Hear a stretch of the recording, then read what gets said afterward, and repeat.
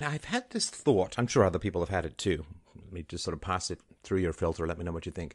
It's a bit of a chilling thought, but the idea goes something like this: that if you are against American military strength, if you wish to weaken America, then the best thing to do, in a horrible kind of way, or a horrible way in general, is to provoke wars that get American troops in harm's way and then prevent them from executing those wars in an efficient manner. And that's going to continually bleed American strength. It's going to continually bleed American resources. And in particular, it's going to make Americans war weary, right? Because ever since Vietnam, it's like, we don't want another quagmire like in Vietnam and so on. And thinking about how, I mean, it was JFK who got America into Vietnam. It was LBJ who micromanaged it to the point where the war became functionally unwinnable and destroyed the American military and the American will, and caused a huge disintegration. Of course, that was the last time they used the draft, because they kept bringing people into the war, and the frustration of not being able to fight the war effectively or efficiently, or withdraw. Of course, if you're not going to fight the war, then come home, and if you are going to stay, then fight the damn war.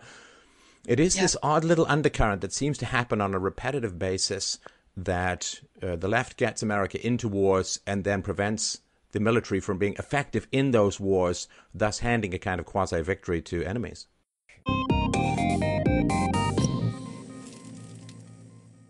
Hi everybody, Stefan Molyneux from Freedomain. Hope you're doing well. Now, as America approaches Memorial Day, I wanted to sit down with the great author Diana West and talk about some of the history of what happened in America, and particularly to the POWs after the Second World War, because it is a challenging and ambivalent time for a lot of America emotionally in the history of war. And Diana, I know that you've had some personal history with all of this. I wonder if you could introduce yourself a little bit to my listeners and then tell a little bit about what moves you so much about today. Yes, thank you. I'm delighted to. I have to confess that this period, really from the commemoration of Victory in Europe Day, which would be May 7th, in reality, although we celebrated on May 8th due to Soviet appeasement, which we can talk about, through to Victory in the Pacific Day, Victory over Japan Day, August 8th, it always makes me uneasy, or has since I wrote the book American Betrayal, which now is, I think, believed today is perhaps its anniversary. It's 6 years old today. And in that period, in the period of research that preceded my writing this book, I came to understand, in particular, this period of time, and so much else, but this period of time is when we celebrate, we commemorate, we remember what I have learned to be, and I believe documented, to be a tissue of big lies. In fact, so many and so big that really we should talk about it as a horse blanket, a heavy horse blanket of big lies, not just a tissue. So much false history that has been twisted to manipulate us, the people. And it comes to a head really on Memorial Day because, of course, we're commemorating the fallen war dead. And many of them go back to World War II.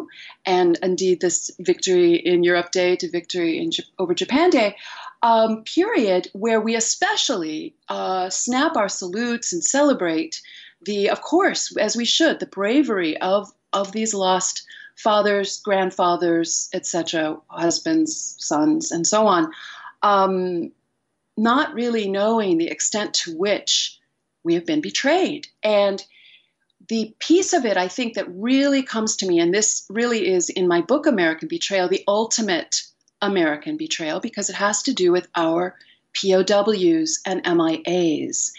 And if we look at the month of May, really the whole spring of 1945, when we get up to this end of the war in Europe, we see this terrible progression of events by which America and Britain and the British Empire left behind probably thousands of GIs and soldiers to the gulag of Joseph Stalin. And this comes to, it probably is dinging in people's ears because it is such a shocking, improbable, unever spoken about kind of concept. And indeed, I will say that when I was studying this period and looking at these different acts, that led to it, acts by our government, by our president, discussions with the Secretary of State and the ambassador to Russia and the chief military attaché trying to negotiate the freedom of our soldiers and, of course, British Empire soldiers, Allied soldiers, in what we might call the red zone. Because remember, we have the war in Europe being the armies from the West meeting the armies from the East, the Red Army. So we have this zone of control under Soviet forces in 1945. And there are quite a lot of POWs running around at this point, the Germans having fallen apart and ultimately surrendered in early May. And what happens to these men? What happens to these men? So these are discussions that are going on in March, especially, of 1945 forward to about June 1st. Right. So these are all of the soldiers, because, just for those who, I'm sure you know the history, but of course Russia was an ally of the Western powers against Germany. So-called. And so these were soldiers who were captured by the Germans over the course of the war. And then as the German army disintegrates towards the end of World War II, the Russians, who are, of course, coming in from the East, the Russians sweep up these POWs, and as allies, you would expect them, of course, to return the POWs, who are no longer prisoners of war, according to the fact that the Russians are allies. They should be returned to the West. They should be returned to America, to France, to the UK, and so on. But they weren't. And I wonder if it's because they saw the reality of the Soviet system. They saw the reality of the Soviet occupation. And I always wonder if it's like, thanks very much, we'll keep our witnesses right here. Well, that's a very big part of it. I think it's also perhaps to keep bargaining chips for future negotiations. It was also probably a test of wills. It was also of a piece with what had been happening, for example, going back to World War I, where we saw doughboys after World War I came to an end. And of course, we still had the civil war in Russia, which allies supported the White Russians against the Bolshevik Revolution at that time. And we had doughboys retained by the new Soviet Union under Lenin. And I would just like to mention that for one particular reason, because we didn't really know exactly the extent of this kind of, we had no experience yet with the Soviet Union. It was brand new.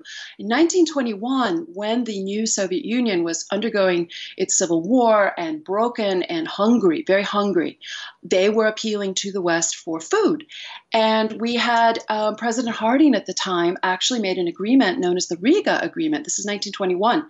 And I think it's perhaps the only American agreement with the Soviet Union in history in which the president actually demanded reciprocity in terms of our dealings, which would have been a great way to continue the rest of the century. However, at least we had this one moment because we saw what happened. Basically, that agreement discussed, helping out with the famine and so on. In 1921, we had this sort of discussion about reciprocity. You be good to us, we'll be good to you, basically. And lo and behold, we got 100 doughboy POWs released instantaneously. We didn't even know they were all there. We thought maybe we'd pick up about 20. So we got 100 men returned. However, we later discovered, due to various refugee accounts and so on, that there were more. They didn't return them all. So you might say this was Soviet business as usual when we get up to 1945. And of course, Stalin had other plans, of course, for Eastern Europe and all the rest of it. But what's killing about it, to read about this history, which has been suppressed and truly taken away from the American people and the British people and the rest of the world, is the negotiations between FDR and Stalin, which we see in cables. And I would just note that there is a point at which the American ambassador to the Soviet Union at the time, Averell Harriman, who's not exactly considered the greatest anti-communist who ever walked God's green earth, however, at this moment, he was actually encountering lost, roaming Americans in Moscow who had somehow covered hundreds, if not thousands of miles, attempting to get to a point of American contact. So he had this information, and he also had the human relationship and exposure to this plight that he was very exercised about. He was trying to get FDR to do something about it. So was General John Dean, our military negotiator at the time for POW return. And basically, this is where the whole big lie about that there were no POWs begins, where Stalin tells FDR in a cable, "Oh no, you're wrong. there are no American POWs wandering around. That's not true. You don't need to get planes in to a point of recovery. You don't need to make these arrangements because, of course, things were shutting down in the so-called red zone in terms of free access. We see the Iron Curtain, as Churchill would call it in a little while, coming down. And so access, even among these so-called allies, was quite limited at this point. And this is where you start to see this shutdown of information. But this would be an obvious and blatant lie.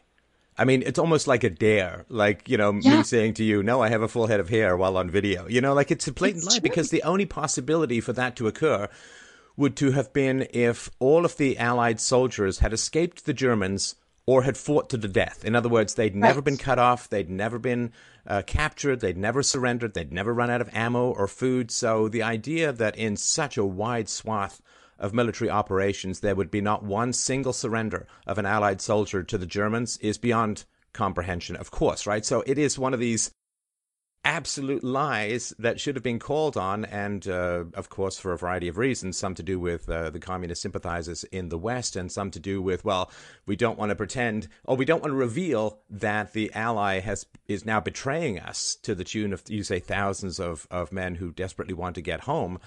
So it just is kind of, I know that there's a back and forth, and then you say, of course, FDR drops the matter because he's weeks away from death. I'm sure he doesn't know that at the time. But you just kind of, there's a bit too much of a hot potato, which is very, very tragic, of course, for all of the POWs involved. Well, it's outrageous. And actually, we don't really know who's writing cables in FDR's name at this point. I mean, I can't say for sure that he was or someone else was doing this, but you actually have the American ambassador to Soviet Union, Harriman, actually saying what Stalin is saying is not true. Repeat, not true in a cable of March 8. So this springtime is very important. You have Churchill cabling as well about how difficult it is to get to see what's going on in Poland. And this is where a lot of Allied POWs were wandering around, again, trying to make contact. You have Harriman also cabling the Secretary of State at the time, Stettinius, kind of an empty suit, you might say, and a creature of Harry Hopkins, who we've talked about, very, very pro-Soviet, possibly a Soviet asset in the Roosevelt White House.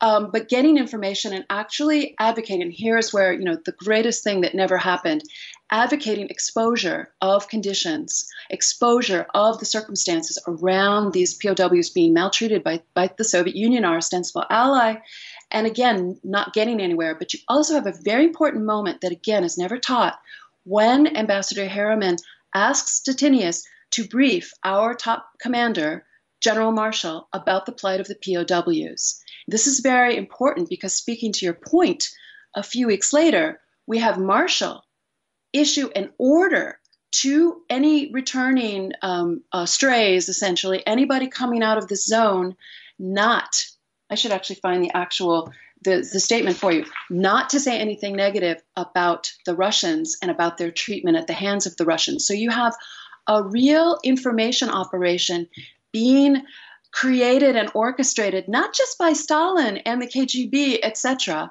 but rather by Americans against Americans. Okay, so now this is the interesting thing that I've never quite figured out. Maybe you can puzzle it out for me, because, I mean, your expertise in this field is very, very high. So generally people say, well, they didn't want to criticize the Soviets because the Soviets had been an ally and you needed to portray them as nice, kind, gentle Uncle Joe, maybe starry-eyed optimists who might, be making some omelets while breaking a few eggs, but their heart's in the right place and so on.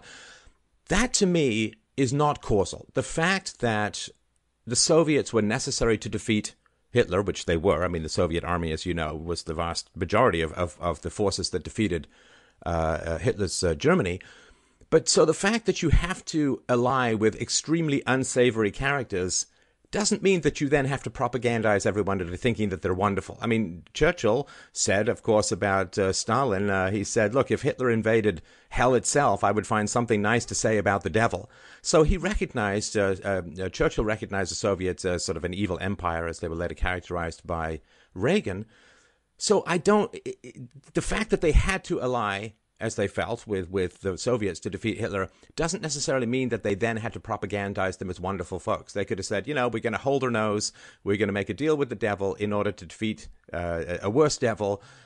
but we're going to keep an eye on them. We're going to fight them hard. And this pro-Soviet stuff, to me, was not necessary for the alliance. Well, I think that's very true. I also think that, there was great discussion about whether we did need to ally with the Soviets at the time. America was very anti-communist going into World War II, did not like this notion of an alliance with just another Hitler in the Soviet Union. And then when we get into various other means whereby the war might have been ended earlier with a German surrender by, we've talked about this, the Germans from all walks of life attempting to make deals with any ally against Hitler. These were anti-Nazi Germans who were also anti-communist, who wanted help to keep the Soviet Union from coming into Europe. So if you go back to that period where the Red Army is still inside the Soviet borders, 1943, when you had all this agitation among these anti-Nazi, anti-communist Germans, there are a lot of questions about what might have happened. We can't answer them, but they're questions as to what the world might have been had we not had the communist influence inside all war councils from Moscow to London to, from Berlin to London to Washington to Tokyo, all over. They were infiltrated all sides, putting influence on keeping the fighting going long enough to get the Soviet army into Europe, and then, of course, later into China, which is another betrayal.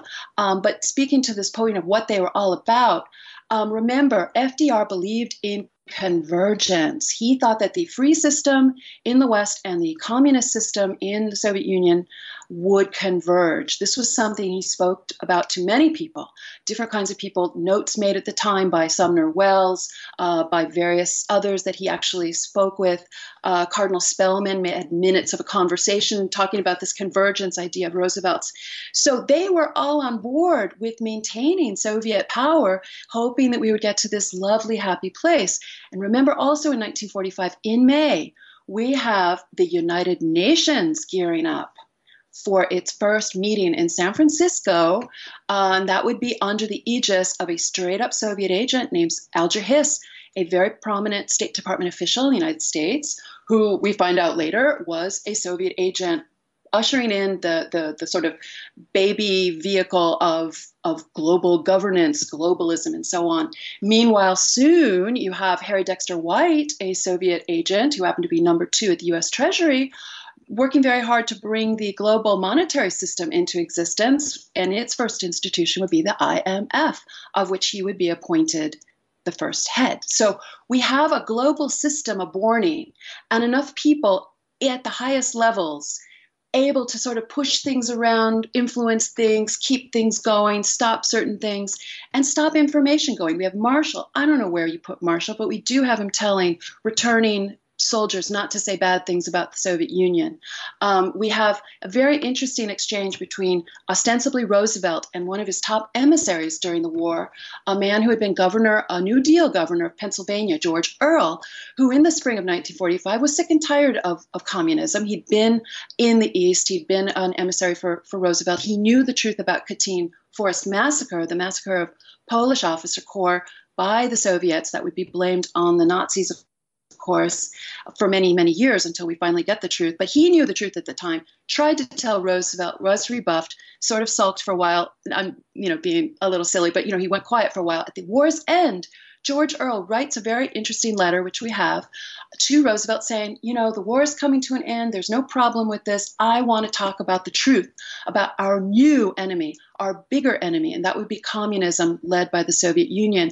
Also in this same spring of 1945. And you have Roosevelt tell him, or someone, tell him no, don't say anything, and stop it. And then you have the United States government go to George Earl, basically in retirement. He'd been a lieutenant commander and emissary and so on, and order him to Samoa for the duration.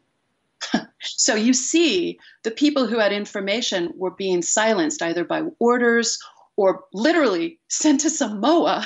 That's not even a joke. He was literally sent to Samoa from the Washington area. So he couldn't possibly open his trap. This is what's going on at war's end. And we see the international order that Donald Trump is sort of weirdly, instinctively trying to disassemble, aborting. And that, I think, is at the root of the reason that our men were just expendable. Something bigger at stake was on the table than lives. And that's where I think you get to the whole gruesome, kind of realization of what I call in this book, American Betrayal. And I know it sounds sensational, so I hope people who are interested in this will look at least chapter 11 of American Betrayal, because I have the sources. This is nothing theoretical. This is all sourced to government cables that were, many of them were actually put together by the U.S. Senate back in the 90s when we were looking at the POW MIA issue in Vietnam specifically.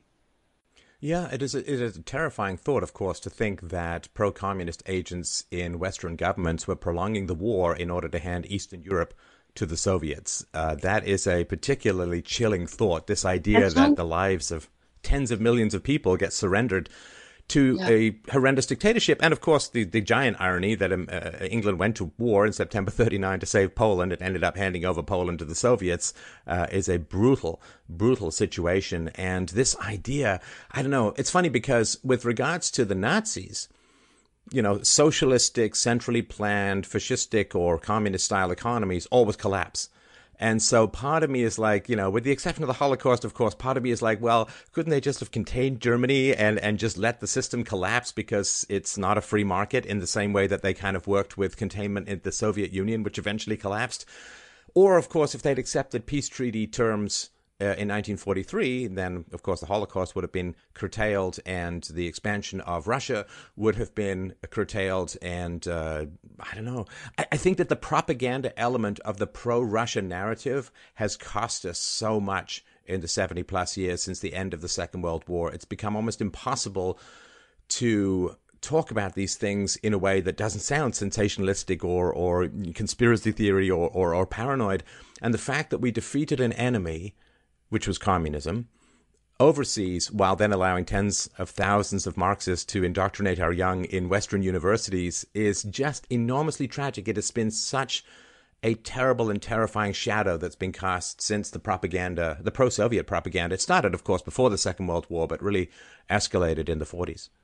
Absolutely. And there's the other half of it, which is equally as terrifying, which is, of course, the fall of nationalist China.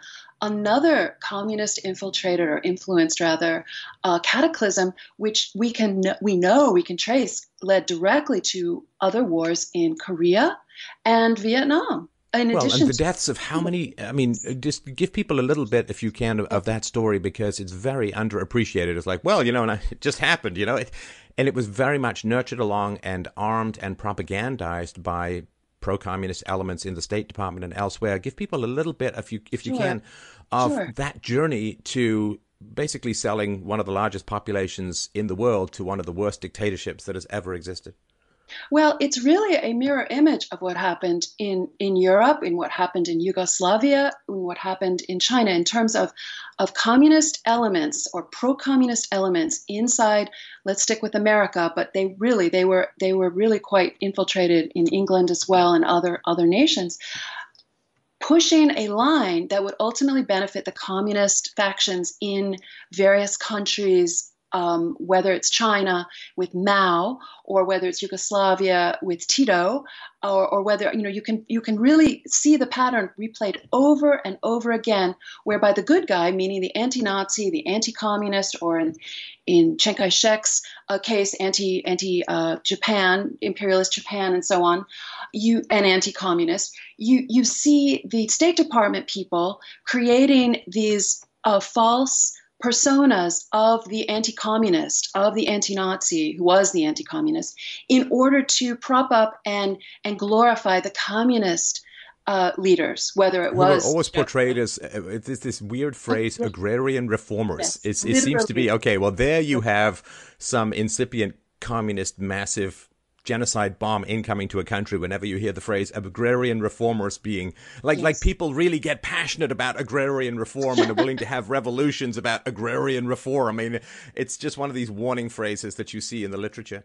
You literally see it. And this happened certainly in China in terms of the way American support was deliberately, steadily chipped away under Chiang Kai-shek, our longtime ally, fighting two fronts for more years than any other world leader, fighting the Japanese, fighting the communists.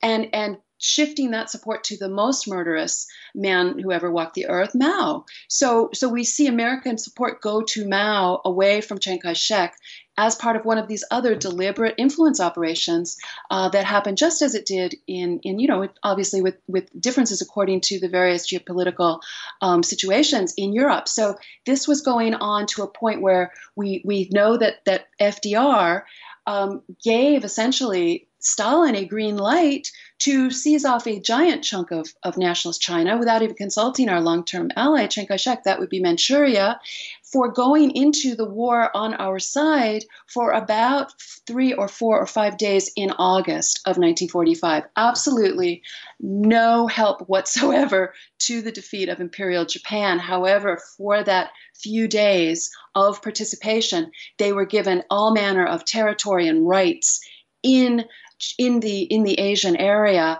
that would lead, including North Korea, became a Soviet vassal state as a result of this same agreement. And just a few years later, we had Americans and Allied soldiers dying in Korea, being taken prisoner. We have a number of prisoners from the Korean War that were never returned. And then we also see the same thing happened in various Cold War incidents where soldiers were never returned, airmen and so on. And then, of course, the one that really did sort of push through, at least culturally speaking, in terms of certain movies, Sylvester Stallone movies and so on, the Vietnam War POW MIAs who did not return. And when I first approached the subject matter, I did think it was kind of mythology. I thought it was mostly movies. And the more I looked at it and the more I read into it and tested it and so on and put it on paper myself, I came to understand that this was one of the greatest betrayal you could imagine for a country against its own fighting men. I mean, this was just the ultimate betrayal. And you have any number of presidents and their administrations, factions of their administrations, that have kept the seal of secrecy on this. Now, in the George W. Bush administration, we did finally have a sort of anticlimactic report come out acknowledging that, yes, in all of these wars, there were Americans who did not return. It was a very kind of unnoticed kind of report, an acknowledgement so far after the fact that it doesn't really have any traction in terms of changing the story or raising the questions of the behavior of so many of our leaders. And it's sort of an underground story at this point, but I will note that this Memorial Day weekend, we will see the final running of Rolling Thunder, which is when about 500,000 motorcycles come to Washington on Sunday, the day before Memorial Day proper, and they circle the mall in waves, thunderous waves. It is thunder. And many of them are carrying the POW, black POW MIA flag. And it is supposed to be a commemoration of their brothers left behind. That war is so long ago. These men are getting so old that this 2019 is going to be the last demonstration of this American betrayal. And I've had this thought, I'm sure other people have had it too. Let me just sort of pass it through your filter, let me know what you think. It's a bit of a chilling thought, but the idea goes something like this, that if you are against American military strength, if you wish to weaken America, then the best thing to do, in a horrible kind of way, or a horrible way in general, is to provoke wars that get American troops in harm's way, and then prevent them from executing those wars in an efficient manner. And that's going to continually bleed American strength. It's going to continually bleed American resources. And in particular, it's going to make Americans war weary, right? Because ever since Vietnam, it's like, we don't want another quagmire like in Vietnam and so on. And thinking about how, I mean, it was JFK who got America into Vietnam. It was LBJ who micromanaged it to the point where the war became functionally unwinnable and destroyed the American military and the American will and caused a huge disintegration. Of course, that was the last time they used the draft because they kept bringing people into the war, and the frustration of not being able to fight the war effectively or efficiently or withdraw. Of course, if you're not going to fight the war, then come home. And if you are going to stay, then fight the damn war. It is this odd little undercurrent that seems to happen on a repetitive basis that the left gets America into wars and then prevents the military from being effective in those wars, thus handing a kind of quasi-victory to enemies. I commend you for that. Yes, I think about that all the time because the pattern is unmistakable. And indeed, the pattern of fighting communism abroad, which became really the rallying cry of conservatives in America in the 1960s, to the neglect of fighting communism at home, became really the basis of being an anti communist going forward from the 1960s. We were just fine at home. Communism was a problem in these far flung countries, and we had to fight it or supply it and so on, which is not to say that necessarily every instance of that was folly. You'd have to go case by case, but the actual fact the knife was at our throat, ideologically speaking, at home, and systematically our counterintelligence sensibility mechanism was disabled, was destroyed, and it's probably another very interesting conversation to actually go through those steps, because we see it quite methodically, certainly from the time of Senator Joseph McCarthy's political assassination, if you will, in the 1950s forward, where honestly, systematically, for example, the military's teaching of communism to the military was taken away, was stopped, to the continual fight against the House Committee on Un-American Activities, which was really the people's only forum for trying to get information about communist activities in the United States. I mean, these were information hearings that were created the most remarkable archive of communist infiltration and subversion that we certainly have. These activities were constantly being battled and attempted to be destroyed, which they ultimately were by the early 1970s, when the final iteration of that committee was closed for good. So we no longer had a standing committee doing this kind of work. Well, what do you think happens with that, Stefan? I mean, why do you think it is that we're one election away from socialism, or that we're still dealing with this notion of one election away from nationalized health care?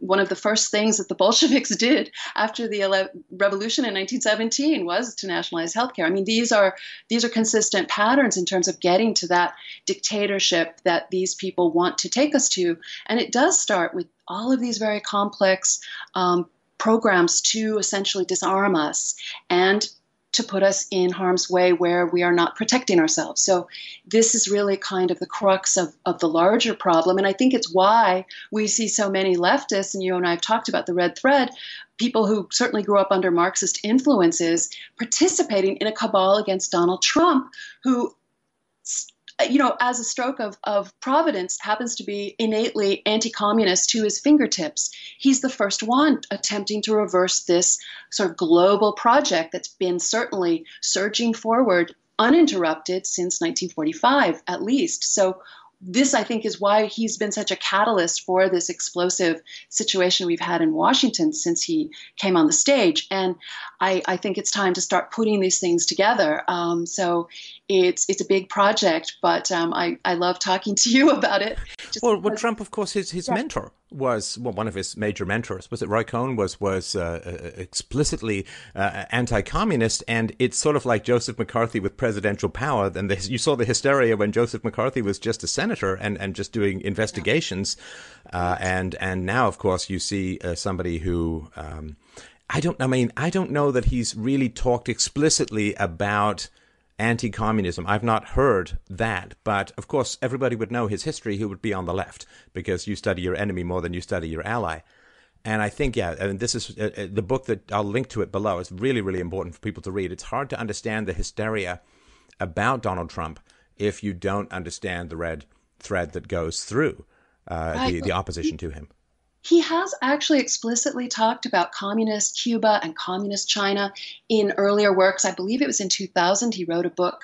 I'm thinking it's called The America We Deserve, or I may have the title wrong, but there is a book actually referenced in the Red Thread as well, where he makes it very clear he rejects the communist system. And I think that when you get to his basic agenda to restore the nation state, that in itself is the biggest weapon against communism that has never really been tried, in the sense that since 1945, the global world order, the liberal world order, everybody in the establishment is trying to save, has been all about diluting, neutralizing nation states and creating the big collective run by the global elites. So you see somebody attempting to reinstate a notion of borders, immigration control, manufacturing. I mean, these are the building blocks of anti-communism ultimately. And when you see his sort of take on trade going back 30 years and in some of his writings, you get this understanding. It's innate. He may not see it. It's also kind of interesting that one of his mentors as a pastor was Norman Vincent Peale. His family went to the Marble Collegiate in Manhattan. Norman Vincent Peale, who's probably, if people even know his name today, The Power of Positive Thinking was his big breakout national event. It was a huge influence back in the day. However, he was very well known, going back to at least the 1930s, as an enemy, a political enemy of Franklin Roosevelt's efforts to socialize the economy, to tear apart the Constitution, to pack the Supreme Court. He was an enemy of Lend-Lease. He was involved politically as well as being a pastor in some of these kind of groups at the time that were essentially nonpartisan. In fact, they had quite a wide spectrum of participation from different political figures. But it's quite interesting that he was known as a big anti-communist, and that would be in the 1970s the church that Donald Trump gravitated toward. It's just, I think it's like to like in this case. And of course, James Comey, one of his nemesis in the anti-Trump conspiracy, is his big influence was Reinhold Niebuhr, who was known for his Marxist kind of sermonizing, if you will, and his very pro-communist politics in the 1930s, and his antagonism toward anti-communists like Joseph McCarthy. So it's actually perfect. They line up perfectly in terms of being on opposite sides of the communist anti-communist divide, whether they're conscious of it. And I would say a lot of this is unconscious at this point because we don't talk like this. If it hadn't been for Ocasio-Cortez, I don't even know if we could have this conversation. She brought up, we get to talk about socialism for the first time and communism due to Sanders and Ocasio-Cortez. So now the right can do it too, basically. But it's really an interesting thing when you line them up. Take away the labels. That's where they line up. And it's I think, again, why Trump, out of any other politician, has triggered this kind of reaction.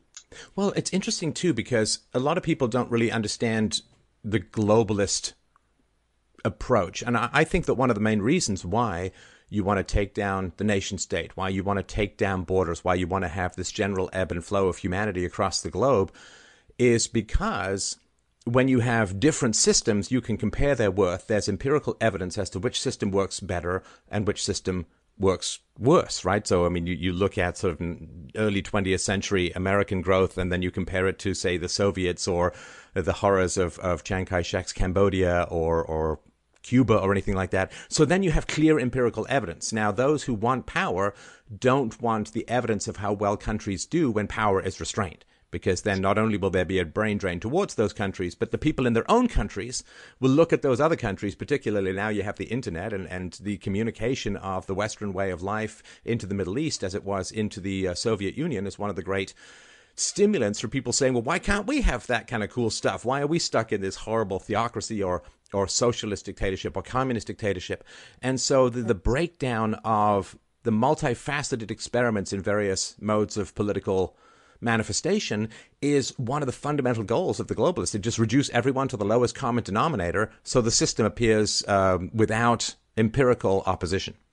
I think that's really true. And I think there also are the zealots who wish to export this kind of system as well. If we look at the New Deal as a power grab on the American economy as a response to the Great Depression, and then we move into a war footing by 1941 in the United States, you start to see in the aftermath of the war, the same people who were very involved in the New Deal and war strategy, suddenly they move to the UN, and this notion of exporting a New Deal kind of socialization to the countries that are now going to be rebuilt according to the Marshall Plan and other aid programs. It's really kind of a kind of a fruition of so many of these utopian, communist, Marxist, Bolshevik, progressive visionaries' whole life goal to see this kind of thing go forward. And yes, they don't want to have the competition of freedom,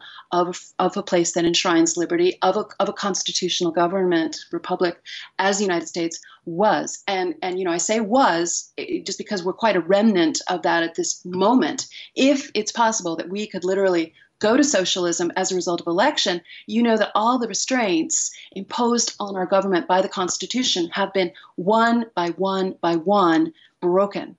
And that is the tragedy of this. So now we're kind of in this moment of trying to wake people up and fight off demagogues. So it's very, very, very dangerous. But yes, I would agree with that and put it in a kind of an outlook of even more, just because it's just this whirling vortex of what they call progress, right? Well, there's a powerful analogy I read somewhere on the internet that people like you and I are like the sheepdogs trying to keep the wolves from the sheep. Yeah. And, the more we can turn the sheep into sheepdogs, the more we can fight off the wolves, because if they break through us, people will be very shocked and appalled, and then we'll recognize our value, but it may be too late. So I really want to thank you for the chat. Can you tell people about your books? I'll link to them below. Highly, highly recommended. They'll keep you up. It's more gripping than just about any thriller you'll ever read, because truth is sometimes stranger than fiction. Just tell people a little bit about your books. I'll link to them directly in the show notes. And again, they come highly recommended. Oh, yes. Thank you so much. Yes. Well, American Betrayal is really the place that I learned this new outlook on the world that was essentially an exercise in overturning conventional wisdom, court history, or these big lies. It's almost a history of big lies and how they've come to manipulate us. And it goes back to the 1930s forward to look at the impact of communist subversion on our government and culture through the war, how communist influence changed war-fighting strategy of World War II to have this Soviet victory really in Europe, and just a little while later, a few years later, in China when Mao comes to power at the end of the 1940s, and then through the Cold War right on up to the POW question as it exploded in the early 1990s when we were close, but we didn't get anybody back. And then we look at the Red Thread, which I just put out, which is really kind of son of American Betrayal, because it examines how it was that when the original swamp was being drained, and I speak about the post-World War II period, where you had Republican Congresses come in, and actually it was Republicans and Democratic lawmakers, Senate and House, looking at this communist infiltration. We're supposed to think it's the Red Scare and it's all a big joke, and Joseph McCarthy was the most evil man in American history, when in fact he was probably one of its greatest patriots and very effective in terms of finding communists who were on the federal payroll, in the defense industry, etc. I mean, this was really what he was all about. So he had to be destroyed. That was the first swamp. And ultimately, the anti-communists were essentially defeated, in my view. In fast forward to 2016 and the Red Thread, I'm looking at this moment of exposure of these people who are their heirs, the ideological heirs of those communist infiltrators, Nellie Orr, Christopher Steele, James Comey, John Brennan, and so on, who have been organizing in this strange cabal that we've not by a long shot really come to understand. But what I did in this book was try to investigate whether I could find ideological profiles to explain to people. I didn't know if that would be the case, but I was shocked at what I found from open sources, interviews, writings by these people, and put together kind of a profile, ideological profile of many of the anti-Trump conspirators. And it's very short.